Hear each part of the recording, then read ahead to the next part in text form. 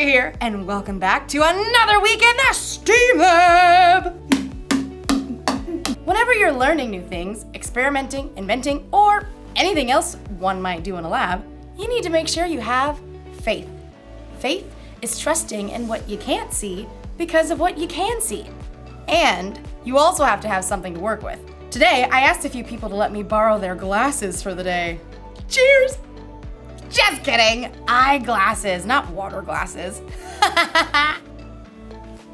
I see you. Okay, these are reading glasses. They're supposed to help you see things better close up. Let's see. Oh, wow. Yep, they really work. I see things a lot more clearly. It's like focused, blurry. Focus, blurry. But look what happens when I put on these glasses. They're for someone who is really farsighted. Wow! I can't see anything. I can't see anything. It's like blurry. Focus. Blurry. Focused. Isn't that wild? There are a lot of different kinds of glasses. And the reason is because there are a lot of different kinds of people. Not everyone sees the same way. And today's story is about when a guy named Paul met some people who saw things a little bit differently than he did. Go see for yourself. You see what I did there? Okay. Meanwhile, I've got some more glasses to try on. Whoa. These are X-ray glasses. I can see my bones! Just kidding. Seriously though, when did I get that freckle? The Bible. It's 66 books of history, stories, letters, and poetry that fit together to form God's one big story. The epic adventure of how He created us and loves us so much that He made a way to rescue us. As we travel through the Bible, from Genesis to Revelation, we discover people who met God and found their lives changed forever. Now, for an amazing story, inspired by the book of Acts, chapter 17, verses 16 through 34. Wherever Paul went, he boldly preached the good news of Jesus. This Jesus I'm telling you about is the Messiah. Many Jews and Greeks believed in Jesus, but in nearly every town, a group of Jews would gather to oppose Paul. He and his companions were forced out of Thessalonica, and then later that same group of Jews followed to run Paul out of Berea. Eventually, the believers helped Paul escape to the coast, where he could travel by boat to Athens. Tell Silas and Timothy to join me as soon as they can. Once Paul reached Athens, he walked the streets of the ancient city, disturbed by what he saw. Carved and molded statues everywhere. Statues of their gods. The people really believe false gods can help them. In fact, the Athenians believed in around 30,000 false gods. Yeah, they believed these gods were in charge of everything from sports to sleep to doors and cleanliness. A god of grapes. Okay. While Paul waited for his friends, he visited the Jewish synagogue to tell Jews and Greeks alike about Jesus. And in the marketplace, he spoke to anybody who would listen. You have to hear about Jesus. He was killed, but he came back to life. Paul's words stirred up a group of Athenian thinkers. These men felt that they could achieve perfection through knowledge and wisdom. Can you explain what this fellow is chattering about? He seems to be telling us about gods we've never heard of. We shall take this Paul to a meeting of the Areopagus. There, we shall reason it out. Set high on an outcropping of rock, the Areopagus was the high court of Athens. And from this viewpoint, Paul could see all of Athens spread out below him. Closer at hand, the gathered Epicureans and Stoics studied Paul.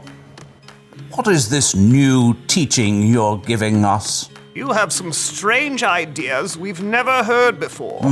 We would like to know what they mean. Paul took a deep breath. These people treated new ideas like playthings, so he wanted to connect the story of Jesus with something they already knew.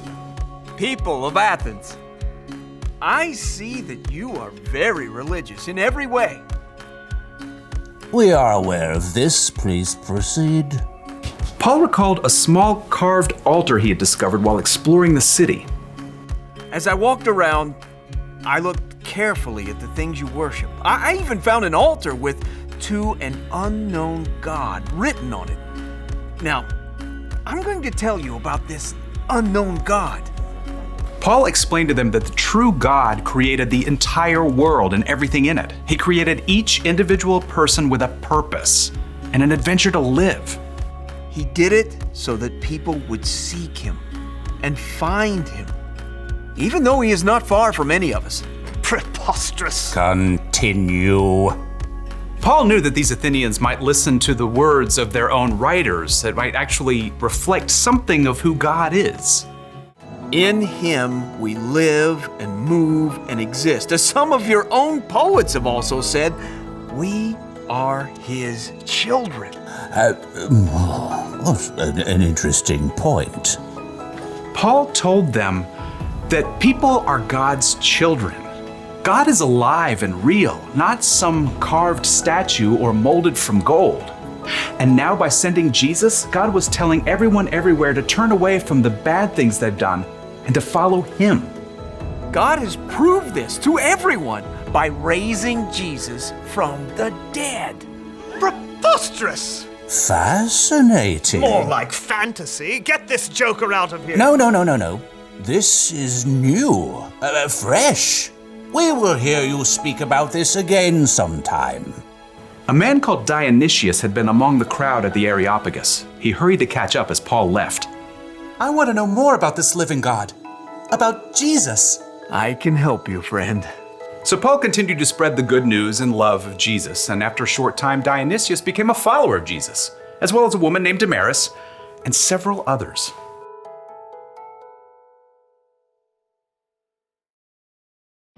I know it's a banana, but it just looks like a blurry yellow blob. Whoa! It's hard to focus when you can't see clearly, but I think it's important to try and see things from another person's point of view, like Paul and the people in Athens. They believed in different gods than Paul. That's why Paul tried to see things how they saw things, so he could tell them about Jesus in a way they'd understand. He told them about the living, one true God who created the whole world and everything in it. And he told them that God proved how powerful he was by bringing a man back from the dead. That man was God's son, Jesus. Many of the people from Athens had never heard of anything like that before. Some thought Paul was kind of crazy, but others wanted to hear more. And Paul was able to help them know Jesus the way he knew Jesus. That's something we can do too! It's the one thing to remember today. You can help others know Jesus. That can be easy if you're talking to someone who sees things the same way you do. But when someone sees things differently, when they believe differently, or when they've had different experiences than you, it helps to try and see things from their point of view. Oh, yes. I see what you're saying now. The best thing to do is to try to keep it real. Be honest about what Jesus has done for you. And it's not just in what you say. You can help people know Jesus by what you do too. When you treat people with love, respect, and kindness, they can see the love of Jesus through you. Everyone's different, and we all see things just a little bit differently. So I think it makes sense to try to see things the way other people see them. And you don't even have to change your glasses to do it. I'll see you next time. Bye. See you guys later. Oh, hold on. That's a table. All right.